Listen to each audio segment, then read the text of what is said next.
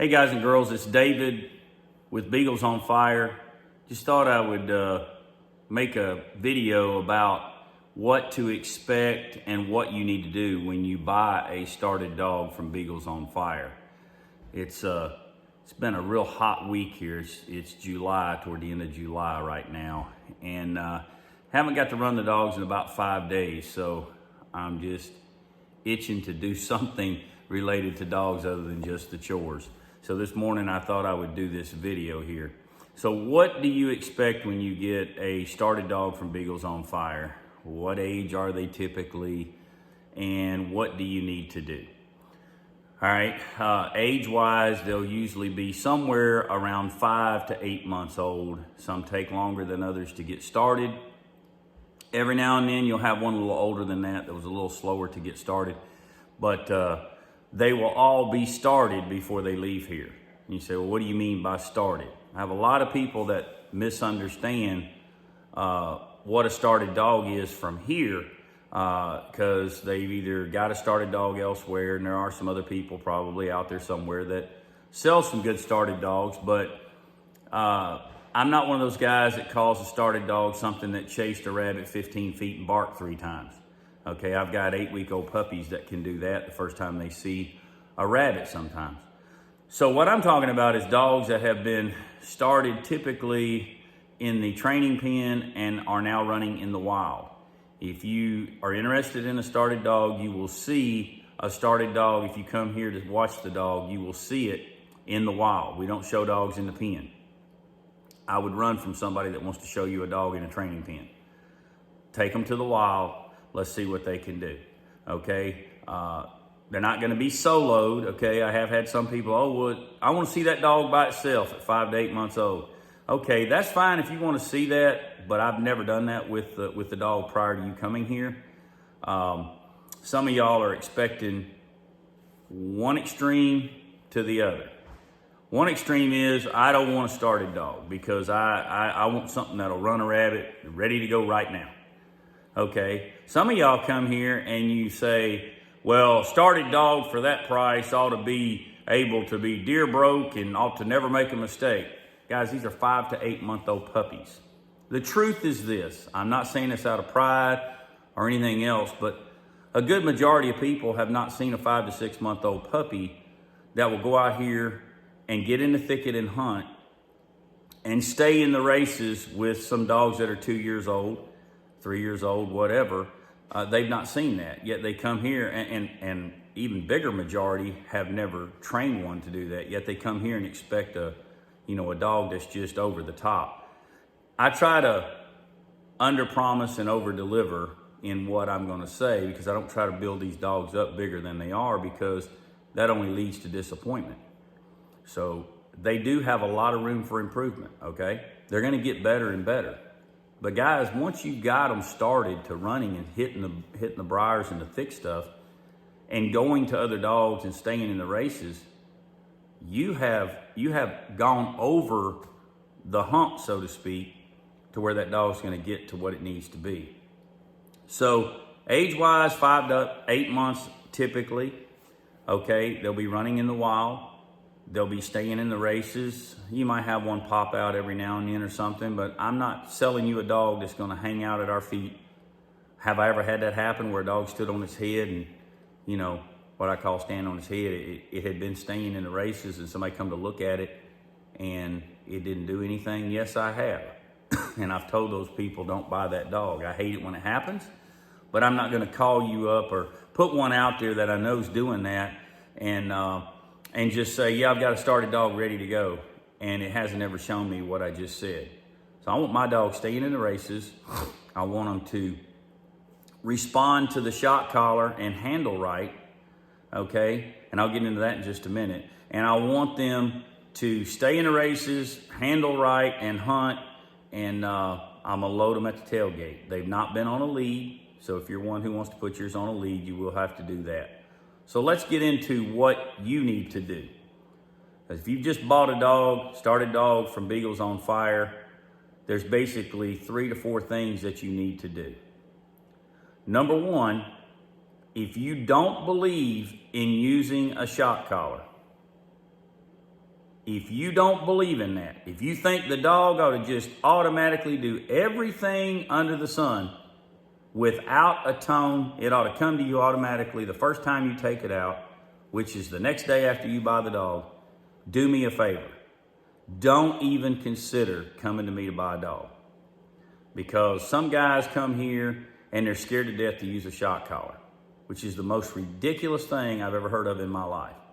I truly believe in shock collars. I don't believe in ruining a dog with a shock collar. I believe you got to have some common sense. But if you're too scared to hit a button to tone the dog, you're too scared to hit the shock, not frying the dog, bumping the dog, then you need to go elsewhere and buy a dog. I suggest you buy a finished dog that you can see run without a collar if that's what you're looking for. But a lot of y'all are missing out because there's probably far more bad owners than bad dogs, if you want to know the truth. A lot of these guys think they know everything they're doing. I don't claim to be a know-it-all about anything, but I can tell you this. I do know, with all my years of experience and training, thousands of dogs that I've started, I can tell you that a shock collar works, and it works great if it's used properly. So use a shock collar. If you're not going to use a shock collar and you buy a dog from me, these dogs are not wild and crazy, but a lot of times they want to keep hunting. They don't know you. Think about it, guys. They've been with me. They've been running 6 days a week on average, okay? And then they go to a different place, a different person calling them. They don't know you. So they take a little while to get used to you. Your call may be a little different than mine. But that tone button on that shock collar is a universal language that they all understand. So use it. Okay? If you don't want to use it, then don't call me complaining because you can't catch the dog. I can't tell you how many times somebody's called me up, I can't catch this dog. Have you tried the tone button? Well, no, I was scared. Well, you need to hit the tone button. Then you need to bump it. And you need to go on from there. The dog's been trained to that. And you come here, I have nothing to hide. I'm going to show you that. They're going to come and they're going to load up. Okay? That's just the way it's going to be. I'm not going to sell you a dog that's wild and crazy and won't handle. Okay?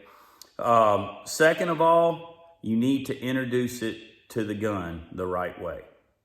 They have not been shot over. And the reason for that is simply this. The way I introduce my dogs to the gun, I've never had one to be gun shy when it's introduced this way. Okay, you take the dog out, you let it go, they jump the rabbit. You don't shoot on the jump. You let the rabbit go, you let the dog circle it. If you want to shoot in the air when the dogs are running the rabbit crosses the lane, you want to shoot in the air to get it used to gunshot, fine. If you want to kill the rabbit during season, that's fine too. But don't shoot with the dog right at your feet. Don't shoot with the dog 15 feet away. If you introduce them to the gun that way, some of them it won't bother. But when you pull that trigger, if it does bother them and they become gun shy, all the training that was put into that dog is thrown out the window. So that goes back to why do I not shoot over them? For one, when I'm out running a numerous amount of dogs, sometimes there's 2 or 3 that are hanging at my feet that are not doing what they need to. I can't shoot a gun over top of their head like that. I'm not going to do it. I'm not going to make one gun shy like that. I would say that in 98% of the cases of dogs being gun shy, it's a man-made problem. I've never had one that I've kept for myself to be gun shy because it was introduced to the gun the wrong way. I've always had good luck doing it the way I just said. So there's other ways to do it. You do your own thing, but don't bring the dog back to me and tell me it's gun shy because I didn't make it that way. And if I were to do what I just described to the dogs prior to leaving here and told somebody that, yes, the dog's had a gun introduced to it, and somebody went out here and shot right over top of the, dog's in there hunting his butt off at 5 months old, 3 guys standing out there that are your so-called buddies that don't care the first thing about your dog, and they unload a 12 gauge, 3 guys at the same time with the dog 15 feet away, there's a good chance that dog will tuck his tail, run to the truck. Now you've got a serious problem. So you got to introduce it to the gun the right way.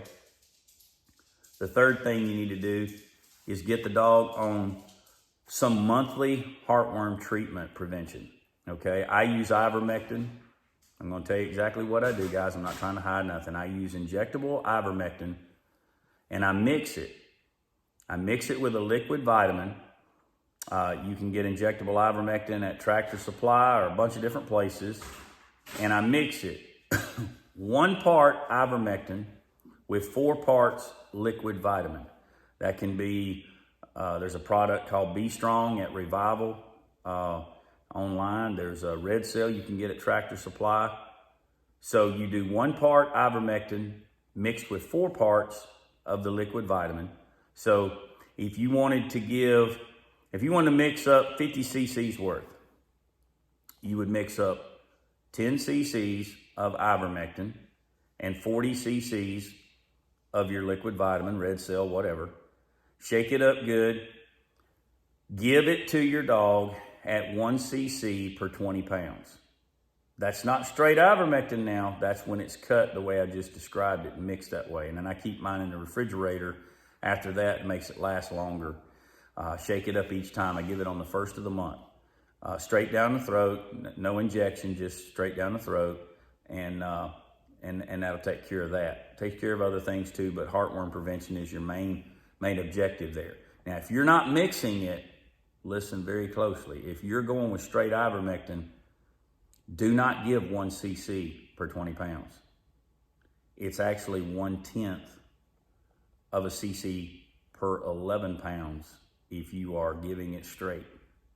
The reason I don't give it straight is they don't like the taste of it. They shake their head. They throw a certain amount out. The dog may not be getting enough.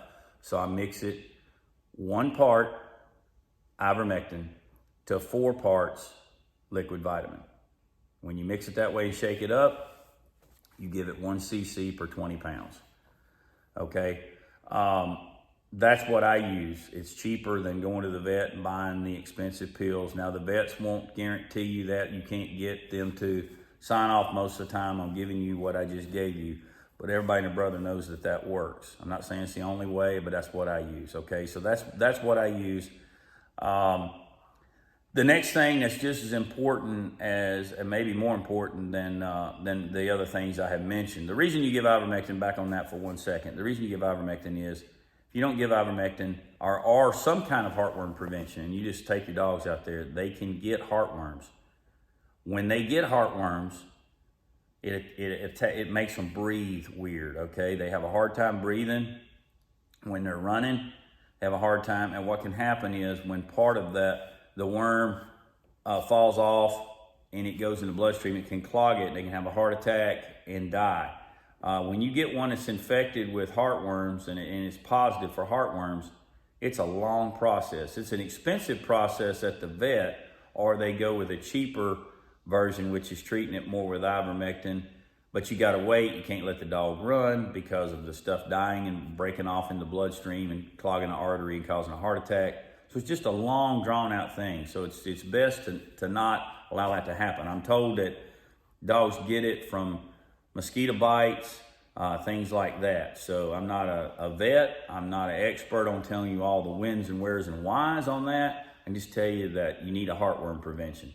The last thing you need to do that's just as important as the shock collar and introducing it to the gun the right way, you're not going to have as good a dog as you can have. This is the answer to the question, what do I do to have the best dog I can have if I buy a started dog? It's a simple answer. Spend time in the field with it. They're not going to learn anything if you take them back and you put them in a kennel and you leave them there. Some of you guys are too lazy to get out and make a rabbit dog. You know, you take the dog out November when season opens and you hunt it till February, and then you put it up the rest of the year. Okay, an older dog, he's out of shape, but he's everything he's going to be except being in shape. But a younger dog is going to develop a whole lot faster and a whole lot quicker. You're going to see miles of improvement if you'll just take them out and put them in the field. Keep them in the place where there's rabbits. And you say, well, what do you do if they run the wrong thing, if they run trash? David, have you broke them off trash? Anybody that tells you they have a 5 to 8 month old puppy that is completely trash broke, the best thing you can do is hang up the phone. That is a liar, okay? Have I had dogs that turn down deer and other things at that age? Yes, I've seen them turn it down, but they weren't running with a trash runner. I never run my dogs with a trash runner, a known trash runner. I always When a guy that's selling dogs says always or never, pay attention to what he's saying afterwards, because that's when the lie will come if one's coming.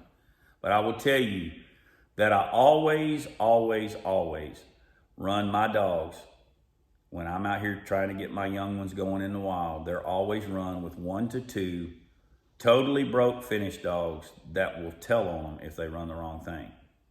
Now, this goes back to the shock collar. What do you do? What you do is you hit them with the shock collar. Start off on a 1 to 6 on a Garmin, or if you're using something that's your GPS collars, there's a lot higher numbers, but start off lower, not the lowest setting. Start off lower. I don't tone mine to warn them if they're running trash. I just immediately start hitting buttons, and I let them tell me how hard I have to hit them before they quit. So on the 1 to 6, the old Garmin or Tritronics, I would go with 2 or 3, usually 3, and I would hit them, and they might yip, and I'll go through and hit all the ones that are doing it, and if they're still running, I might go to 4, and I'll just hold it for a second, let up. Okay, that's what I do with the young ones. Okay, but how do you totally break one when it gets a little older? Well, it's just a call you have to make. But if you've been running that dog that's 5 to 8 months old, and you've been running it a lot, and it gets up to 10 or 12 months old, and it hits a deer, and you know beyond any shadow of a doubt, and what I always do is when I see a deer cross, I don't shock the dogs yet, because they may push a rabbit out, and that deer may have just got up. So you got to verify that they're running it by that tell-on dog coming back, or by you watching real close with your button ready, and no rabbit crossed, and there they are on that deer. Okay, when that happens and they're old enough, you have a come to Jesus meeting with them with that shock collar. You turn it up, you hold it down, you let them whine, do whatever they're going to do, let up, mash it back down again. If you do that, I don't love shocking dogs, okay? That's not what I'm saying, but here's what I do love. I love the results. I've told several people this. I'm 57 years old. It was a different generation when I grew up. We got spankings practically every day. That's just the way of life it was, and you can take from that whatever you want to, but we messed up every day. We got a spanking. But when we really messed up, we got a butt whooping. Some of y'all call it something else. I'm trying to keep this rated G or PG. But when you have that butt whooping session with that dog, it'll never forget what happened. And most of the time at that point, that dog's not going to run anymore. You might have another one. You might have one you might have to do that to twice. But I'm telling y'all, you can break a dog pretty quick if you do it like that. Now, used wrong, it's a terrible thing. But if it's used right, it's a beautiful thing. And I'd rather make one squeal a little bit, and it'll get over it pretty fast, and learn not to run those deer than I had to just leave one and let it, and constantly you're having a problem. It's going to run a deer across the road, get hit. Something's going to happen. So I don't look at that as abuse to the dog. I look at that as you're helping the dog. You're making that dog handle better. But anyhow, that's the main things. If you buy a dog from here, in summary, make sure that you're going to use a shock collar. Make sure you introduce it to the gun the right way. And then make sure you put it on heartworm prevention. And then make sure that you have the time to run the dog and don't just leave it in the kennel. It can actually go backwards if you leave it in the kennel. If you're going to buy one and set it up for 4 months, 5 months, 6 months, don't expect it to come out and just be great. But if you'll run that dog, you will have a tremendous dog that you'll be very proud of. It's happened time and time again. I hope this helps you with what to do when you buy a started dog, what to expect and all that. And I will be posting dogs from time to time. You want to know the best way to get one, look at the other video on this page that says, talks about the text alert and how you go about getting a dog from Beagles on Fire. Y'all have a great day.